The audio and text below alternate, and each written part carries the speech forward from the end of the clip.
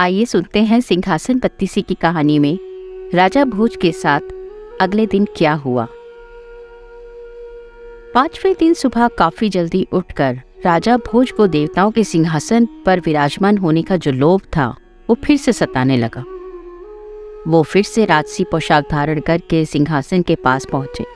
पहले के दिनों की तरह ही उन्होंने सिंहासन की सीढ़ी पर कदम रखने के लिए अपना कदम आगे बढ़ाया ही था कि सिंहासन से फिर से एक 5वीं पुतली निकलकर उनके सामने आ गई और उनका रास्ता रोककर खड़ी हो गई और राजा भोज को संबोधित करते हुए ये लीलावती नाम की 5वीं पुतली बोली, हे राजन, तुम इस सिंहासन पर बैठने के लिए काफी व्याकुल हो।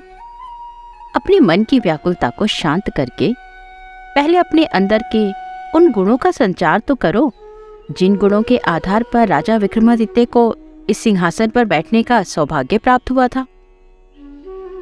वैसे तो राजा विक्रमादित्य की बहुत सी कहानियां प्रचलित हैं, पर मैं तुम्हें एक ऐसी कथा सुनाती हूँ जिससे तुम्हें उनके गुणों का ज्ञान होगा और साथ ही तुम्हें यह भी जानने में मदद मिलेगी कि तुम इस सिंहासन पर बैठने के अधिकारी हो या नहीं।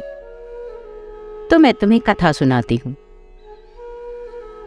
एक दिन की बात है, राजा विक्रमादित्य का दरबार लगा हुआ था कि तभी अचानक 2 व्यक्तियों ने दरबार में आकर राजा का अभिवादन किया। राजा ने उनसे आने का कारण पूछा। राजा के पूछने पर उन दोनों व्यक्तियों में से एक ने कहा कि राजन, यूं तो हम दोनों बहुत ही अच्छे मित्र हैं, लेकिन हमारे बीच में एक लंबे अरसे से एक वाक युद्ध छिड़ा हुआ है।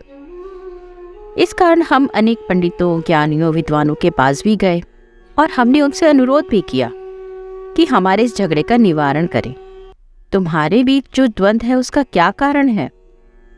हमें स्पष्ट रूप से बताओगे ताकि हम तुम दोनों के मध्य संधि करा सकें। राजा विक्रमादित्य ने दोनों से कहा, राजन, हमें बहुत से राजाओं, विद्वानों ने भी यही बताया कि आप ही वो महान व्यक्ति हैं जिनके द्वारा हमारे बीच का द्वंद्व समाप्त हो सकता है।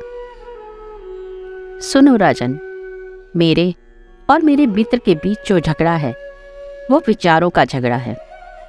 मेरा विचार है कि भाग्य बड़ा होता है और मेरे मित्र का मत है कि भाग्य बड़ा नहीं होता बल्कि कर्म महान होता है। लेकिन अब हमें आप ही बताइए कि कर्म और भाग्य में कौन बड़ा है और कौन छोटा। राजा विक्रम उन व्यक्तियों की बात सुनकर कुछ देर खामोशी से उनके प्रश्न पर विचार करने लगे कि उन्हें क्या जवाब दिया जाए जिससे वो दोनों संतुष्ट हो जाएं और बात भी सत्य और तर्क पर आधारित हो। कुछ देर विचार करने के बाद विक्रम ने कहा, आप दोनों हमारे पास 6 महीने बाद आना। तब तक हम तर्क के साथ इस प्रश्न का सही उत्तर भी देंगे कि कर्म और भाग्य में कौन बड़ा है। राजा से यह बात सुनकर दोनों व्यक्तियों ने राजा को प्रणाम किया और वहां से चले गए। उनके जाने के बाद राजा विक्रम को यह चिंता सताने लगी कि किस तरह पता लगाया जाए कि कर्म बड़ा है या भाग्य। और इसी चिंता से ग्रस्त होकर एक दिन राजा ने अपना महल छोड़ दिया, जंगल में जाकर तपस्या करने लगे। जंगल में तप और वहां पर विचरण करते हुए एक दिन जब वो जंगल से बाहर निकले तो एकदम आश्चर्यचकित रह गए, क्योंकि वो अब एक ऐसे राज्य में पहुंच चुके थे जो बहुत ही सुंदर था। वहां की जनता बहुत ही प्रसन्न दिखाई दे रही थी। राज्य में चारों ओर खुशहाली थी। धन और अन्न से राज्य जो है वो परिपूर्ण था। चलते चलते राजा को एक व्यक्ति ने टोका, तुम इस नगर में अजनबी मालूम होते हो, क्या नाम है तुम्हारा और कहां से आए हो? उस व्यक्ति ने एक साथ कई सारे प्रश्न कर दिए। मेरा नाम विक्रम है, मैं धारा नगरी से आया हूँ। ये नगर मुझे बहुत ही सुंदर लगा, इसलिए मैं यहाँ रुक गया। मैं राजा से मिलकर कोई काम पाने की चेष्टा करना चाहता हूँ। तुम राजा के पास काम करके कितना धन कमाओगे? व्यक्ति ने विक्रम से पूछा। तो विक्रम ने उत्तर दिया, मैं राजा से अपने काम के बदले 1000 रुपये रोजाना कमाना चाहूंगा। विक्रम की बात सुनकर वो व्यक्ति बोला, 1000 रुपये प्रतिदिन? ये तो बहुत ज्यादा है। तुम में ऐसी क्या विशेष बात है जो तुम इतना वेतन पाने की इच्छा रखते हो? अगर कोई ऐसी विशेषता है तो हमें भी बताओ। मैं किसी भी मुसीबत के समय काम आ सकता हूँ, यही मेरी विशेषता है। और कठिन से कठिन परिश्रम से भी मैं घबराता नहीं हूँ। इस कारण से राजन से इतना वेतन चाहूंगा। उस व्यक्ति से विक्रम ने अपनी योग्यता प्रकट करते हुए कहा। तो व्यक्ति ने कहा, अगर तुम किसी कठिन वक्त में काम आ सकते हो तो मैं तुम्हें 2000 रुपये प्रतिदिन के हिसाब से देना चाहता हूँ। क्या तुम मेरे यहाँ काम करोगे? उस व्यक्ति की पेशकश के सामने विक्रम को इनकार की कोई गुंजाइश दिखाई नहीं दी और वह उस व्यक्ति के साथ रहकर उसका काम करने लगा। पहले दिन का वेतन जब उसके हाथ में आया तो विक्रम ने उसमें से आधा तो ब्राह्मणों को दान कर दिया। बचे हुए रुपयों में से सन्यासियों को भरपेट भोजन कराया और केवल अपने लायक खाना खरीदकर बाकी बचे हुए पैसे भी उसने भिक्षुओं को दान कर दिए। अब उसके पास केवल एक समय का खाना बचा था, जिसे वो खाने के लिए बैठा ही था कि एक योगी ने आकर उससे खाना मांग लिया। विक्रम ने अपने आगे रखा हुआ सारा खाना उस योगी को दे दिया और स्वयं पानी पीकर लेट गया।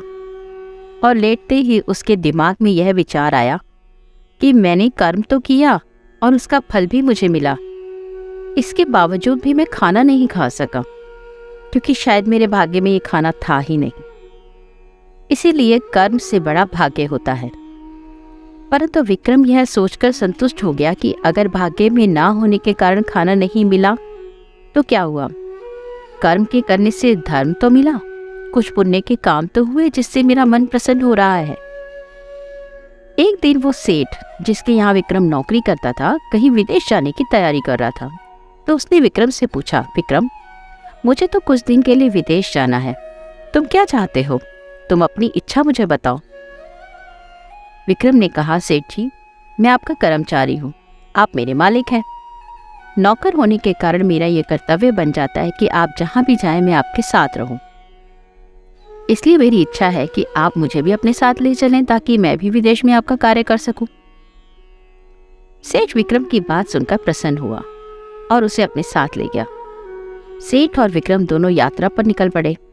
वे दोनों एक समुद्री जहाज से सफर कर रहे थे और उस जहाज में व्यापार से संबंधित बहुत सारा सामान भी लदा हुआ था कि अचानक रास्ते में एक भयंकर तूफान में जहाज जो था वो फंस गया। जहाज में सवार लोग घबराकर समुद्र में कूदकर अपनी जान बचाने का रास्ता तलाशने लगे। अब जहाज में केवल सेठ और विक्रम दोनों ही बचे थे। जहाज जो था वो तूफान में इस तरह फंसा हुआ था कि एक ही जगह चक्कर लगा रहा था, ना तो वो आगे की ओर जा रहा था और ना पीछे की ओर। सेठ ने विक्रम से कहा, विक्रम तुमने बताया था कि तुम कठिन समय में काम आ सकते हो। इस संकट की घड़ी से ज्यादा और क्या होगा जब मृत्यु सामने खड़ी हुई दिखाई दे रही है। अब तुम कुछ करो जिससे ये कठिन घड़ी टल जाए। सेठ की कठिनाई को समझते हुए विक्रम तुरंत ही रस्सा पकड़कर समुद्र में उतर गया और उसने देखा कि तूफान के कारण जहाज का लंगर गिर गया है, जिसकी वजह से जहाज आगे पीछे नहीं बढ़ रहा।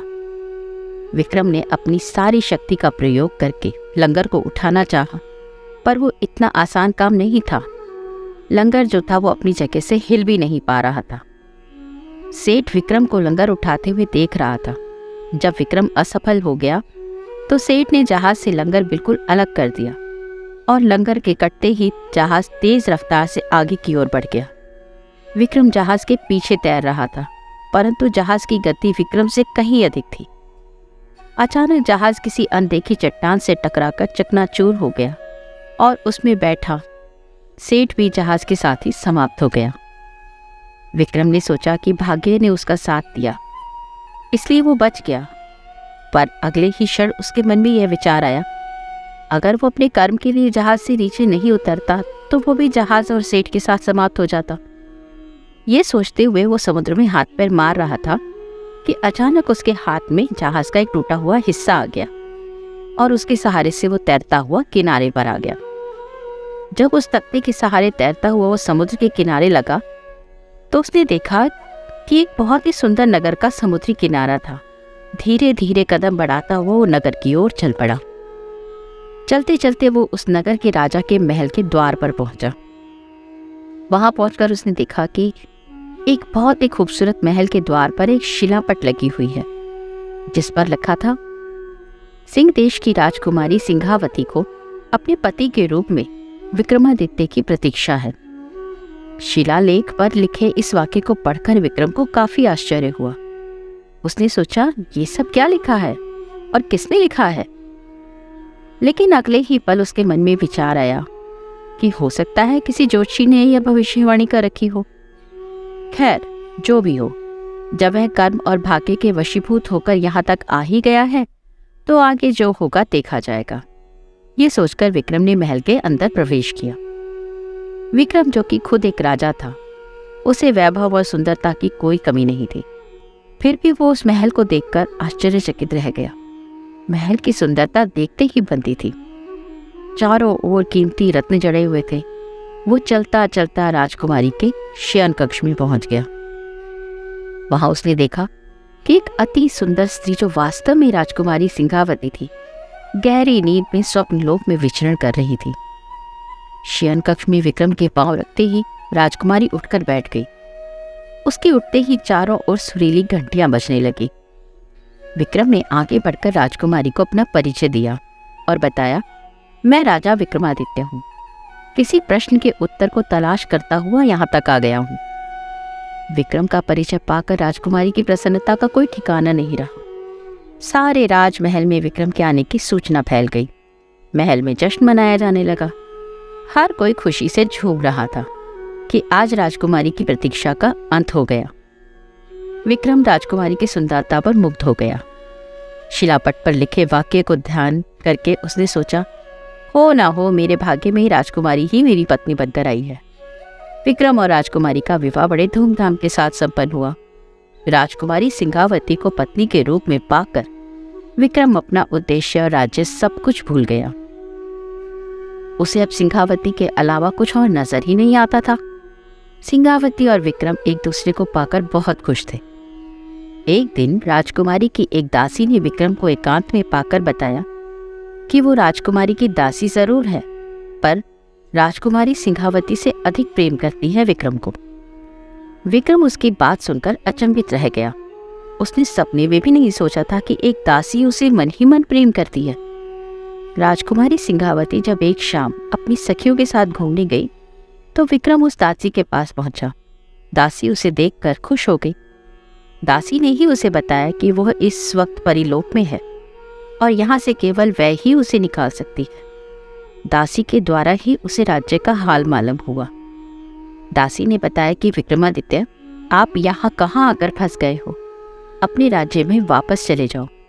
आपके जैसे न्यायप्रिय और दानी राजा के अभाव में वहाँ की जनता खुद को असुरक्षित महसूस कर रही है। इस परीलोक में केवल जादू ही जादू है और कुछ नहीं। अगर आप यहाँ से जाना चाहें तो अस्तबल में एक विशेष घोड़ी है जो आपको यहाँ से निकाल सकती है। आप किसी भी युक्ति से वहाँ से उस घोड़ी को निकाल कर उसके द्वारा यहाँ से निकल जाओ। दासी ने विक्रम को वहाँ से चले जाने की युक्ति भी सुझा दी। विक्रम ने दासी की बात को ध्यान से सुना और बोला, तुम जो कुछ बता रही हो मुझे सच लग रहा है, पर तुम ये सब मुझे क्यों बता रही हो? विक्रम के चेहरे पर असमंजस के भाव थे। विक्रम, मैंने आपको जब से देखा है मैं आपको मन ही मन चाहने लगी हूँ, परंतु मेरा तुम्हारे प्रति जो प्रेम है वो स्वार्थमय प्रेम नहीं है। मैं अपने प्रेम के वशीभूत होकर तुम्हारा अहित होते हुए नहीं देख सकती।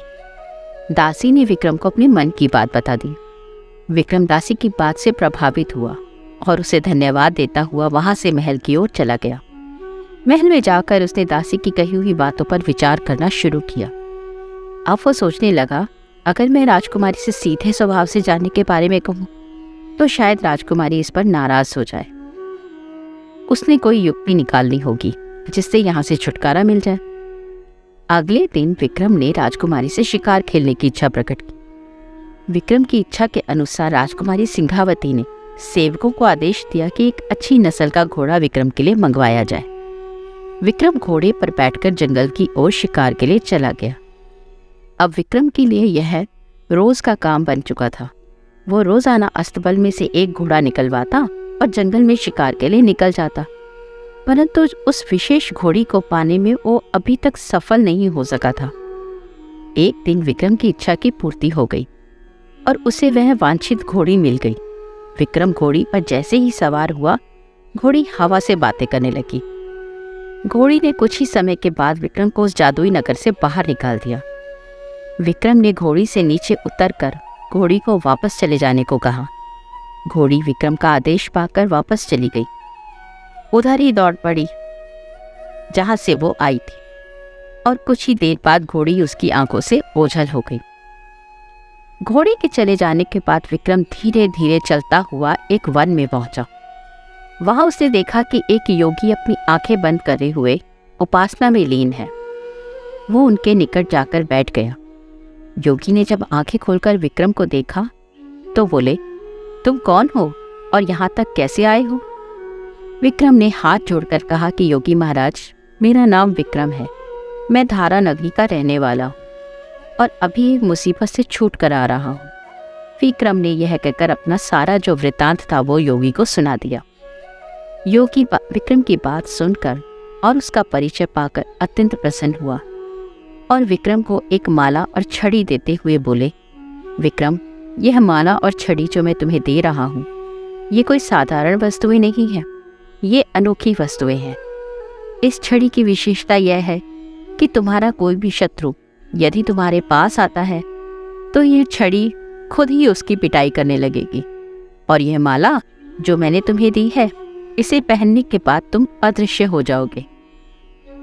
तुम तो सबको दिखाई दोगे पर कोई तुम्हें नहीं देख पाएगा। योगी से छड़ी और माला लेकर विक्रम ने योगी को प्रणाम किया। योगी ने विक्रम को आशीर्वाद दिया।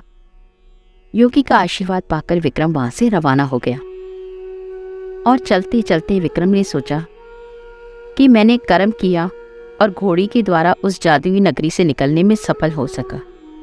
इस कारण यह कर्म बड़ा हुआ, परंतु योगी के द्वारा ये अद्भुत चीजें जो मुझे भेंट के रूप में मिली, वो मेरे भाग्य की बात है।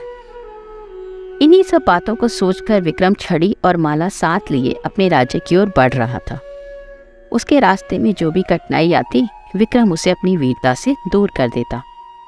चलते चलते एक जगह विक्रम को अजीब अजीब आवाजें सुनाई देने लगी। तो विक्रम ने सोचा, जरूर कोई अदृश्य शक्ति है जो उसे नुकसान पहुंचा सकती है। उसने तुरंत योगी द्वारा दी हुई माला अपने गले में डाल ली। अदृश्य होते ही विक्रम ने अपने चलने की गति तेज कर दी। थोड़ी दूर चलने पर विक्रम ने देखा कि दो व्यक्ति जो बहुत ही बलशाली थे आपस में लड़ रहे हैं। विक्रम दूर रहकर ये जानने की चेष्टा करने लगा कि इन दोनों के झगड़े का कारण क्या है। दोनों व्यक्तियों में से एक ने कहा कि मैं राजा विक्रम के विरुद्ध अपशब्द बोलने वाले पर ऐसी मरम्मत करूंगा कि तू सदा याद रखेगा। दूसरे ने कहा, मैं तुझसे नहीं डरता, पर मैं उस राजा को राजा नहीं मानता, क्योंकि वो अक्सर अपने राज्य से बाहर ही रहता है, अपनी प्रजा का ख्याल ही नहीं है। राजा विक्रम एक दयालु और प्रजापालक हैं। वो अपनी प्रजा की भलाई के लिए ही राज्य के बाहर जाते आते रहते हैं। इस तरह विक्रम दोनों की बात सुनकर यह तो समझ गया कि दोनों मेरे ही कारण झगड़ रहे हैं, और अपनी माला को गले से निकालकर वो उन दोनों के पास पहुंचा। बोला, तुम आपस में क्यों लड़ रहे हो? मुझे बताओगे? मैं तुम्हारे बीच समझौता कराने का प्रयास करूंगा। तुम कौन हो और हमारे बीच क्यों पड़ना चाहते हो? उनमें से एक ने कहा। तो राजा विक्रम ने कहा, मेरा नाम विक्रम है। और विक्रम का नाम सुनते ही वो दोनों एक साथ बोल पड़े, क्या? विक्रमादित्य? राजा विक्रमादित्य? हाँ, मैं ही राजा विक्रमादित्य हूं। इतना सुनते ही वो दोनों व्यक्ति विक्रम की तरफ झपटे और विक्रम को मारना ही चाहते थे कि योगी द्वारा दी गई छड़ी ने विक्रम के हाथ से निकलकर उन दोनों को मार मार कर अधमरा कर दिया। जब वे दोनों अचेत हो गए तो विक्रम ने देव का स्मरण किया। उसके आते ही विक्रम ने इन घटनाओं के बारे में जानना चाहा। तो अगिया देव ने कहा, ये दोनों तुम्हारे पूर्व जन्म के शत्रु थे जो तुम्हें मारना चाहते थे, परंतु अब तुम्हें चिंता करने की जरूरत नहीं है, मैं इन्हें संभाल लूंगा। विक्रम वहां से आगे बढ़ा। अभी वो अपने राज्य में कदम रख ही रहा था कि दो व्यक्ति, जिनमें से एक ब्राह्मण और दूसरा जाट था, उसके सामने आए और राजा को पहचान कर प्रणाम करके बोले, हम बहुत दूर से आए हैं राजन। काफी समय से आपके राज्य में रह रहे थे, लेकिन आपसे मुलाकात ना हो सकी और हम अपने कष्ट दूर नहीं कर सके। इस कारण किसी और राज्य में जाना चाहते थे, लेकिन रास्ते में ही आपसे भेंट हो गई।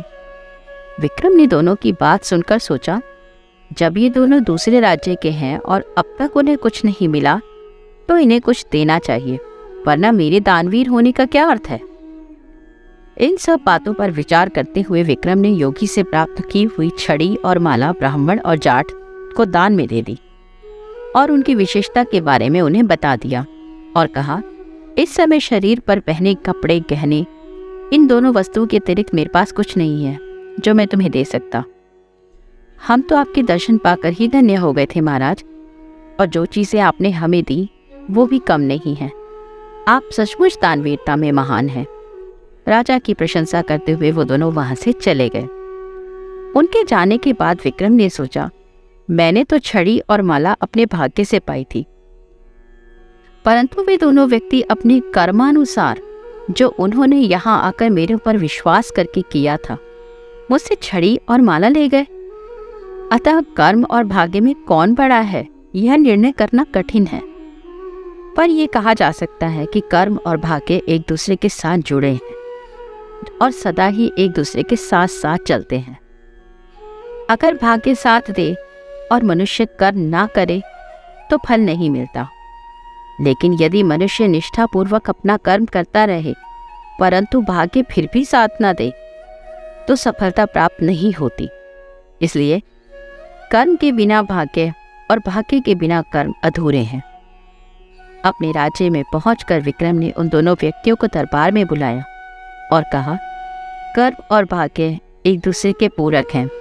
जब दोनों साथ मिलकर चलते हैं तभी मनुष्य सफल होता है। इस कथा को सुनाकर पुतली जो थी वो शांत हो गई। इस प्रकार आज का शुभ मुहूर्त भी पुतली की कहानी सुनने में ही बीत गया और राजा भोज को सिंहासन पर बैठने की लालसा पूरी न हो सकी। राजा भोज ने अगले दिन का शुभ मुहूर्त निकालने का आदेश देकर सभा को समाप्त कर दिया और वो सभा भवन से अपने महल की ओर लौट आए। दोस्तों, आपको पांचवी पुतली लीलावती की कहानी कैसी लगी? इस कहानी से आपने जाना कि कर्म और भाग्य दोनों ही एक दूसरे के पूरक हैं। यदि आप कर्म करते हैं तो आपका भाग्य साथ देता है, और यदि आप कर्म नहीं करते तो भाग्य भी कहीं ना कहीं सोया ही रहता है।